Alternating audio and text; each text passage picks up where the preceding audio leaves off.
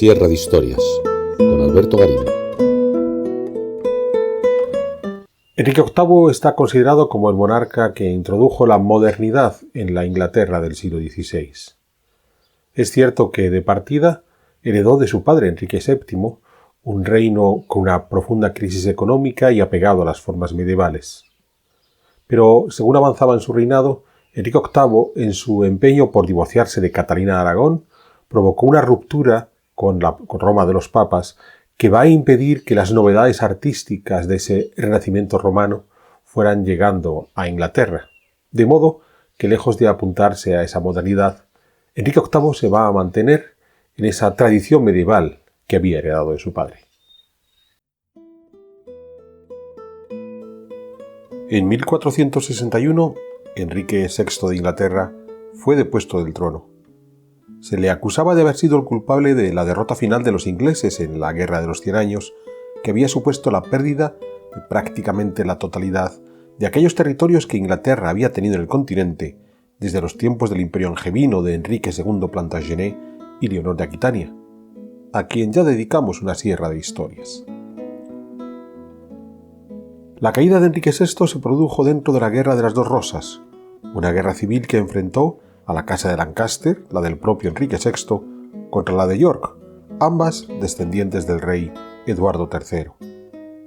La Guerra de las Dos Rosas concluyó en 1487, cuando una nueva dinastía, las de los Tudor, también descendiente de Eduardo III, se impuso sobre las demás a través de su líder, Enrique VII, que se casó con Isabel de York. Esas más de 3 décadas de guerra civil arruinaron a la corte inglesa. Enrique VII decidió aumentar los impuestos de forma drástica para sanear la hacienda real, llegando a provocar un amotinamiento de sus súbditos en 1497. Enrique VII andaba urgido de dinero no solo para hacer frente a las necesidades de su reino, sino para construir todo un aparato de legitimidad, dado lo inestable de su corona. Con ese objetivo, por ejemplo, decidió casar a su primogénito Arturo, nacido en 1486, con la hija más joven de los reyes católicos, Catalina de Aragón. De esta manera, Enrique VII logró el apoyo de sus consuegros y la dote que trajo la infanta. Arturo y Catalina se casaron en noviembre de 1501, pero Arturo murió pocos meses después, en marzo de 1502. Fernando el Católico y Enrique VII decidieron que Catalina, viuda, permanecería en Inglaterra y se casaría con su cuñado y nuevo príncipe de Gales, el futuro Enrique VIII, cuando éste fuera mayor de edad. A Fernando el Católico le interesaba mantener su alianza con el monarca inglés. Es cierto que Inglaterra, tras sus pérdidas en Francia, se había convertido en un reino pequeño y pobre, pero aún era un potencial aliado contra los franceses. Para Enrique VII, como decíamos antes, ese nuevo matrimonio solo le podía seguir dando ventajas. Enrique VII murió el 21 de abril de 1509, siendo sucedido por su hijo Enrique VIII, que desposó a Catalina pocas semanas después, el 11 de junio de ese 1509. Comenzó así un reinado que durante años pareció venturoso, hasta que todo se estropeó por la ausencia de un hijo varón y el enamoramiento por parte de Enrique VIII de una dama de la corte, Ana Bolena. Cuando años atrás murió Isabel de York, la esposa de Enrique VII, en 1503, el rey ordenó la reconstrucción de la capilla mariana de la cabecera de la iglesia de la abadía de Westminster. La capilla original se había levantado en tiempos de Enrique III, a mediados del siglo XIII, en un momento que este tipo de capillas dedicadas a la Virgen estaban en boga. Tuvimos ocasión de hablar de esta moda de las capillas marianas en la Sierra de Historias dedicada a la Santa Capilla de París. Pero Enrique VII consideró que había que mejorar esa capilla de Westminster. Iba a enterrar allí a su predecesor, Enrique VI, que parecía que iba a ser canonizado, no fue el caso. Pero además, la nueva capilla había de convertirse en el panteón real de los Tudor, y todo ello dentro de una clara devoción por la Virgen María, que según el rey, exigía una capilla más espléndida que la existente.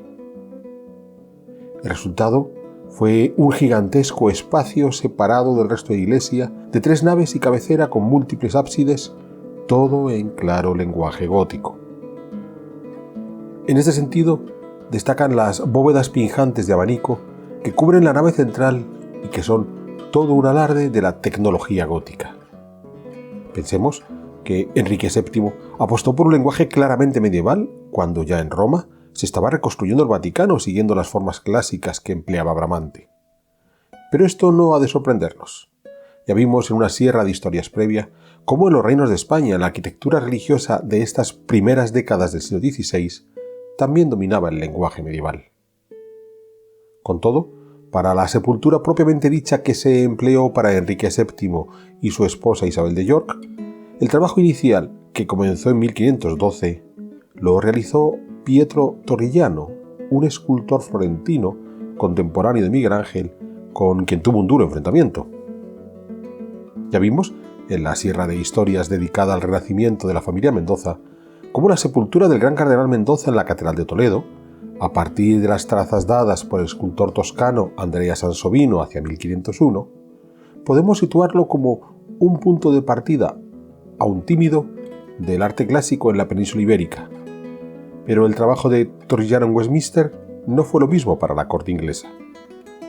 Es más, así como el sepulcro del cardenal Mendoza se entronca ya en la tradición clásica, el de Enrique VII, aunque las esculturas yacentes trataron de incluirse en un grupo clásico, terminaron por quedar encerradas en una gran celosía medieval. Es importante retener esta idea. No difería mucho la corte inglesa de comienzos del XVI de las otras cortes de la cristiandad occidental, las hispanas, la francesa, la borgoñona, la imperial, donde el gusto por esa recuperación del mundo clásico que se había producido en Italia solo era seguido por unos pocos excéntricos. Es cierto que en el caso de las cortes de los Habsburgo o de Francia, a partir de los años 1520, se va a producir esa transformación, no solo por las relaciones mantenidas en Italia a través de sus campañas militares, sino también, como tuvimos ocasión de ver en el caso concreto de Carlos V, por la reacción que provocó el saqueo de Roma, cuando el emperador decidió apostar claramente por el mundo clásico que se estaba surgiendo en esa Italia renacentista. En el caso de Inglaterra, su relación con Italia había sido más tenue, de ahí que la influencia previa a esos años 1520 fue más moderada y después de la ruptura de Enrique VIII con los papas de Roma, directamente no se llevó a cabo. Pero es que además la gran fuente artística de la que vivían los artistas ingleses de estos comienzos del siglo XVI era sobre todo Flandes. Flandes con esta tradición de pintura al óleo con mucho detalle, en donde comenzaban a destacar notables retratistas que estaban totalmente obsesionados por conseguir el retrato lo más naturalista posible. Un buen ejemplo lo tenemos en Maynard Wevik, un pintor neerlandés que pudo llegar a Inglaterra hacia 1502. A Wevik le debemos un retrato de Enrique VIII en 1509, poco antes de ser coronado. El rostro es perfectamente distinguible, el detalle de las ropas y la joyería muy rico, pero al cuadro le falta cierto realismo. La precisión en los detalles choca, por ejemplo, con la falta de profundidad. Ese gusto por los retratos dominará el arte inglés de los Tudor durante todo el siglo XVI. Claro que hemos de ser cuidadosos, pues quizás se haya podido perder el arte cristiano o el de carácter mitológico que se pudo producir en estos inicios del siglo XVI ante el rechazo que más tarde la Iglesia anglicana tuvo contra estas formas artísticas durante la segunda mitad del siglo XVI, pero sobre todo a mediados del siglo XVII.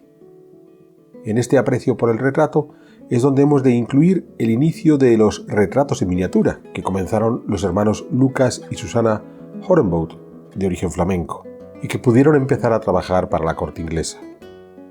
Pero en estas miniaturas de los Horenbout, como la realizada por Lucas de Enrique VIII hacia 1525, siguen mostrando esa falta de profundidad que ya se daba en la pintura italiana. Pero la renovación de la retratística inglesa había de darse poco después con la llegada a Londres del pintor y grabador alemán Hans Holbein el Joven, nacido hacia 1497. Holbein se había formado a la sombra de su padre, Hans Holbein el Viejo, un hombre anclado en la estética gótica, pero que ya dominaba el detallismo propio de los flamencos gracias al uso del óleo. Padre e hijo desde su Augsburgo natal, se trasladaron a Suiza. Desde allí, Hans Holbein el joven, que ya dominaba las técnicas de su padre, en 1517 viajó al norte de Italia, donde tuvo ocasión de ver las novedades estilísticas de tradición clásica. A su regreso a Suiza, puso en marcha los conocimientos adquiridos, algo que quedó plasmado en uno de sus retratos más conocidos, el que le hizo a Erasmo de Róterdam en 1523. Aquí, Hans Holbein el joven no solo mostró su dominio de los detalles, con sus simbolismos aparejados, sino que supo darle profundidad a la obra, como podemos ver en la forma de disponer los libros, o comenzó a apelar al lenguaje clásico, en esas columnas corintias bien proporcionadas que limitan el cuarto de Erasmo. Hans Holbein se había instalado en Basilea en 1519, poco antes de que el movimiento luterano se asentara en la ciudad. Pero la expansión del protestantismo, con su actitud de austeridad artística, hizo que Holbein se viera obligado a partir en busca de nuevos clientes. Curiosamente, junto a retratos más clásicos como ese que hemos mencionado de Erasmo, en esta época Hans Holbein produjo una serie de grabados con un sabor más medieval, como los dedicados a la danza de la muerte, unos grabados que tenían buena acogida en ese mercado artístico suizo. Tras probar fortuna en Francia, Holbein llegó a Inglaterra en 1526. Allí le recibió Tomás Moro, el autor de la Utopía y amigo de Erasmo. En esos momentos, Moro era uno de los personajes más destacados de la curia de Enrique VIII. A poco de llegar a Londres, Holbein hizo un retrato de Tomás Moro con un realismo cercano a la fotografía que había de convertirse en la obsesión, esa búsqueda del retrato naturalista de los pintores de la corte inglesa durante todo el siglo XVI. En realidad, ese retrato formaba parte del conjunto de pinturas que Holbein hizo de diferentes miembros de la familia de Tomás Moro, como paso previo a un retrato en grupo en donde había de aparecer toda esa familia. Este cuadro del retrato en grupo se perdió y solo conservamos un estudio preparatorio previo que ejemplifica a una familia pudiente católica inglesa en 1527, con Tomás Moro como patriarca en el centro, rodeado por sus hijas, su hijo, su yerno, pero también su propio padre, a su izquierda, o su segunda esposa en el margen derecho. Hemos de llamar la atención sobre el hecho de que varios de los personajes llevan libros, los están leyendo, hablan sobre ellos. Tomás Moro quiso que Holbein mostrase a una familia culta, empecinada en el saber. Quizás esto nos permite presentar a los Moro como el ejemplo de la familia humanista por antonomasia de esos años 1520. Probablemente así fuera. Es más, quedémonos con uno de los personajes más destacados después de Tomás Moro, situada en un primer plano a la derecha, su hija Margarita, esposa de William Roper. Margarita fue la principal discípula de su padre, quien se preocupó porque adquiriese, como el resto de sus hermanas, una esmerada educación. Sabemos que llegó a escribir poesía, en algunos casos tratando de imitar a autores grecolatinos, pero sus trabajos más destacados fueron las traducciones al inglés de varios ensayos religiosos de Erasmo de Róterdam. Estas traducciones tuvieron por misión aportar nuevos argumentos en defensa del catolicismo, algo que se volvió más acuciante cuando Enrique VIII lanzó su proyecto de reforma religiosa. Es decir, Margarita Roper, como su padre Tomás Moro, era una intelectual atraída por el saber y la cultura clásica, pero sobre todo fue una defensora a ultranza del catolicismo, por tanto, un buen ejemplo del humanismo propio de comienzos del XVI, un humanismo cristiano que buscaba reforzar la teología católica apelando a nuevos argumentos racionales. Hans Holbein el joven se volvió a Basilea en 1528. No quería perder la ciudadanía de aquel lugar, de modo que se compró allí una nueva casa, aprovechando las ganancias obtenidas en Inglaterra, y se instaló en ella con su familia.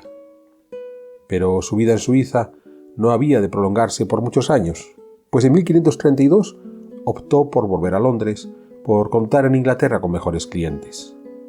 Pero en ese año de 1532, la situación en la corte de los Tudor era especialmente compleja. En 1526, tras 17 años de matrimonio, Enrique VIII decidió repudiar a su esposa Catalina de Aragón. Había sido un matrimonio feliz, Pero tras 6 embarazos, de los que solo sobrevivió una niña, la futura reina María I, Enrique VIII, deseoso de tener un hijo varón, quiso divorciarse de Catalina y poder casarse con su nueva enamorada, Ana Bolena. La obsesión por el hijo varón derivaba de la débil legitimidad de la dinastía de Enrique VIII, los Tudor. Recordemos que había sido su padre Enrique VII, quien había logrado el trono tras la larga guerra civil de las dos Rosas, como vimos antes, pero a partir de unos derechos inestables. Si al morir Enrique VIII, su única heredera había de ser una mujer, María, corría el riesgo de que se volviera a abrir el debate sobre esa legitimidad de los Tudor. De partida, Enrique VIII buscó la nulidad de su matrimonio con Catalina, alegando que era la viuda de su hermano. En ese sentido, el monarca inglés trató de ser escrupuloso con las normas de la Iglesia católica. No en vano, en 1521, Enrique VIII había publicado un ensayo de su autoría, aunque debió contar con la ayuda de Tomás Moro para su redacción, sobre la defensa de los 7 sacramentos y en contra de las tesis luteranas. Es más, este libro le valió a Enrique VIII el título de Defensor de la Fe, concedido por el Papa León X. Obviamente, defensor de la fe católica. Lo curioso es que tras la creación de la Iglesia anglicana, los reyes ingleses siguieron manteniendo ese título hasta hoy, en principio, alegando que son los defensores de la verdadera fe, que es la anglicana. Pero separarse de Catalina de Aragón en 1526 podía suponer un problema importante para Enrique VIII, pues Catalina era la tía del emperador Carlos V. Enrique VIII no deseaba enemistarse con el emperador, a quien tenía por aliado. De modo que el monarca inglés envió una embajada al Papa Clemente VII para que fuera el sumo pontífice quien invalidase el matrimonio a partir de argumentos sólidos que evitasen ese enfrentamiento con el emperador. Hubiera sido de esperar que el encargado de esta gestión en Roma fuera el cardenal Thomas Wolsey, arzobispo de York, miembro de la corte de Enrique VIII, a quien se consideraba el hombre más poderoso de Inglaterra, solo por detrás del rey, y que además había actuado en el pasado como legado papal. Pero aunque Enrique VIII en 1526 comenzó por consultar a Wolsey sobre cómo anular el matrimonio con Catalina de Aragón, el rey envió a Roma a uno de sus secretarios de Estado, William Knight, tratando de que este viaje no fuera conocido en la corte de los Habsburgo.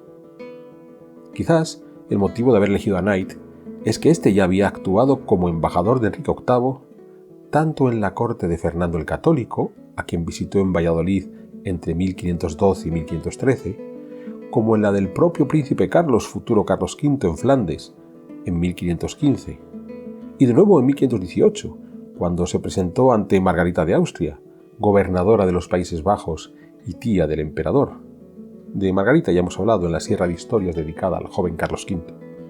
Es decir, Knight conocía la corte de los Habsburgo, a los que tenía que evitar. Pero William Knight llegó a Roma a finales de 1527.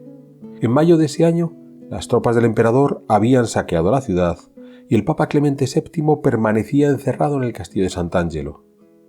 De modo que Knight poco pudo hacer más allá de presentar sus credenciales y la solicitud de la anulación del matrimonio de Enrique VIII, una solicitud que rápidamente llegó a conocimiento del emperador.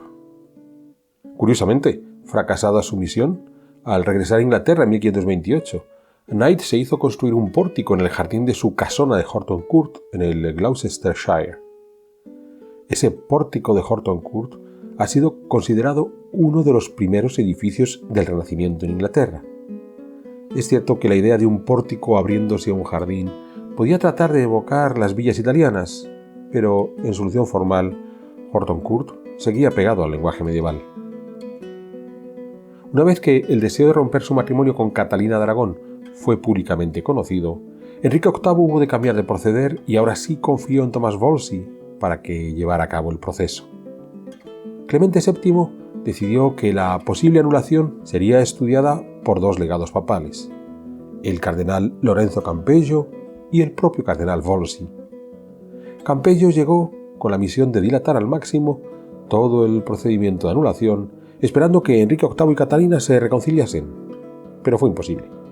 Campeggio marchó de vuelta a Italia en julio de 1529, anunciando que la resolución final sobre la anulación sería tomada en Roma. Enrique VIII acusó a Wolsey de no haber hecho todo lo que estaba en su mano para lograr esa anulación. Wolsey cayó en desgracia, perdiendo la mayor parte de sus cargos, incluido el puesto de Lord Canciller, y de sus propiedades, comenzando por su suntuosa residencia en Londres, que fue confiscada por el monarca y, tras numerosas reformas, terminaría por convertirse en el Palacio de Whitehall. Wolsey hubo de retirarse a su diócesis de York, pero desde allí fue convocado de nuevo a Londres acusado de traición. Mientras viajaba camino de su juicio, Wolsey enfermó y murió en noviembre de 1530. Años atrás, el cardenal Wolsey había recibido un singular regalo del Papa León X, una serie de medallones de terracotas realizadas por el escultor florentino Benedetto da Rovezzano. Wolsey quedó tan fascinado por los medallones que hizo llamar a Benedetto a Londres en 1524. Wolsey le encargó su sepultura monumental al florentino, quien de regreso en Italia comenzó la tumba para el cardenal. Pero la muerte de Wolsey aconteció antes de que Benedetto da Rovezzano concluyese su trabajo. Durante largo tiempo se consideró que solo se había realizado el sarcófago, en mármol negro, que Enrique VIII también le confiscó al cardenal. El sarcófago quedaría sin uso hasta muchos siglos después, cuando se convirtió en la tumba del almirante Nelson. Pero además, Benedetto llegó a realizar una serie de 4 ángeles en bronce que habían de formar parte de la decoración de la tumba. Los ángeles permanecieron perdidos hasta su redescubrimiento en 2014, cuando pasaron a formar parte de la colección del Victorian Albert Museum.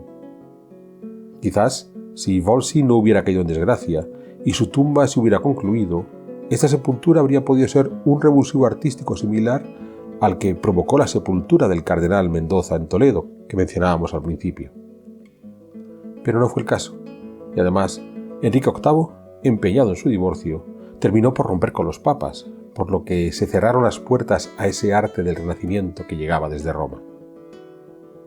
Cuando Wolsey fue cesado como Lord Canciller, en su lugar fue nombrado Tomás Moro. La relación de Moro y Enrique VIII había comenzado a poco de la coronación de Enrique, y la amistad entre ellos fue creciendo con el paso de los años, a medida que Moro iba acumulando sus obras, desde libros de historia a poesía, pasando por ensayos de política caracterizados por su crítica a la tiranía. Pero además, Moro fue un prolífico autor de tratados católicos en defensa de la Iglesia de Roma una vez que comenzó la reforma de Lutero. Tomás Moro llegó a la cumbre de su carrera política con su nombramiento como Lord Canciller tras la caída en desgracia de Wolsey, pero el problema del divorcio de Enrique VIII seguía agitando la corte y el monarca inglés decidió cortar de raíz con la Iglesia católica. A la vista de esto, en 1532, Moro renunció al cargo de Lord Canciller. En enero de 1533, tras repudiar a Catalina, Enrique VIII se casó en secreto con Ana Bolena. Poco después, el monarca inglés logró que el Papa confirmase a Thomas Cranmer como arzobispo de Canterbury. Entre sus primeros actos, Cranmer aceptó la nulidad del matrimonio de Enrique y Catalina en marzo de 1533. Enterados en Roma, el Papa Clemente VII excomulgó a Enrique VIII en julio de 1533. A partir de ese momento, el Parlamento inglés puso manos a la obra para separar la Iglesia de Inglaterra de la obediencia a Roma, un proceso que culminaría en noviembre de 1534, cuando se promulgó el Acta de Supremacía, que declaraba que el rey era la cabeza de la Iglesia de Inglaterra, que dejaba así de formar parte de la Iglesia católica. Mientras tanto, Tomás Moro, retirado de la vida pública, siguió escribiendo sus tratados en defensa del catolicismo, que provocaron sucesivos encontronazos con la corte. Cuando fue llamado a ratificar el Acta de Supremacía de 1534, se negó, lo que le valió ser encarcelado en la Torre de Londres, donde pasó varios meses, sin por ello dejar de escribir, gracias al auxilio de su hija Margarita. Tomás Moro fue juzgado y condenado a muerte el 1 de julio de 1535. Su ejecución se llevó a cabo el 6 de julio. Hans Holbein el joven, que como dijimos había vuelto a Londres en 1532, asistió a todo ese proceso dando la espalda a su antiguo protector, Tomás Moro. Holbein ya solo servía al rey, a quien fue retratando en unos cuadros de un realismo extremo, pero donde solo aparecía la figura del monarca. Aquellos guiños clásicos que Holbein había mostrado en sus obras de juventud, como en el retrato de Erasmo, desaparecieron. La Inglaterra de comienzos del XVI salía de la larga crisis provocada por la derrota de los 100 años y la posterior guerra civil de las Dos Rosas, y salía enmarcada dentro del lenguaje artístico medieval. Durante los primeros años del reinado de Enrique VIII es cierto que hubo algunos guiños muy tibios hacia el mundo clásico, los gustos artísticos del propio cardenal Wolsey, los escritos de Tomás Moro mirando lo que estaban haciendo otros autores en Europa. Pero aquí hay que retener 3 ideas fundamentales. La primera es que no tenemos que olvidar que el Renacimiento fue sobre todo una recuperación de las formas clásicas en Italia, que adquirió un carácter muy personal cuando los papas decidieron apostar por esta forma artística como simbología máxima de su poder, sobre todo de su poder católico. Segundo, que los humanistas eran esencialmente autores cristianos que defendían ese catolicismo desde argumentos más racionales que los que se podían haber dado hasta entonces. Y tercero, que cuando se llevan a cabo los procesos de reforma, y el caso inglés es ejemplar, lo que estaba ocurriendo en el caso de Inglaterra es que Enrique VIII estaba defendiendo sus intereses personales, yendo en contra de esos argumentos de los humanistas y terminando por rechazar cualquier relación con los papas de Roma, incluyendo el arte del Renacimiento. Es decir, Enrique VIII lo podemos ver como el mejor ejemplo de un monarca reformado, antihumanista y antirrenacentista. Por supuesto, tras llevar a cabo la ruptura con los papas de Roma, Enrique VIII se vio obligado a crear una corte suntuosa a su alrededor donde legitimar esa nueva posición que tenía, no solo de cara al interior de Inglaterra, donde sabemos que los Tudor era una dinastía de reciente creación, sino también vis a vis de las otras cortes europeas. De modo que, curiosamente, la mayor parte de las creaciones artísticas de la corte de Enrique VIII llegará en esa etapa final de su gobierno. Pero eso vamos a verlo en otra sierra de historias.